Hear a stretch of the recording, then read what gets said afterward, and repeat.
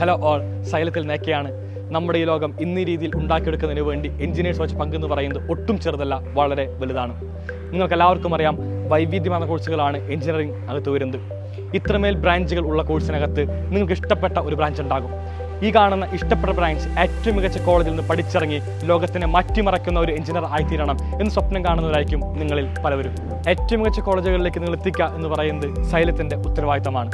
ഈ പറയുന്ന ഉത്തരവാദിത്തം നിറവേറ്റുന്നതിനു വേണ്ടി സൈലം ആരംഭിക്കുന്ന ഒരു പുതിയ സീരീസാണ് ക്യാമ്പസ് മാപ്പ്.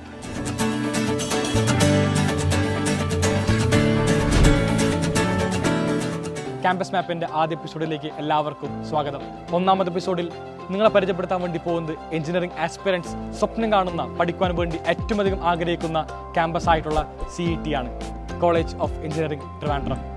1939 CET ക്യാമ്പസ് സ്ഥാപിച്ചത്.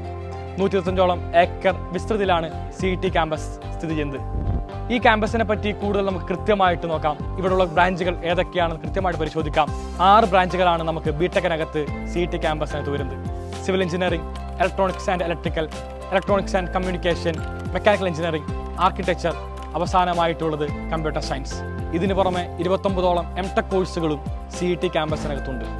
അക്കാദമിക്, നോൺ അക്കാദമിക് വിഭാഗങ്ങളിൽ CET ക്യാമ്പസ് എക്കാലവും ഉയർന്ന നിലവാരമാണ് പുലർത്തിയിരിക്കുന്നത്.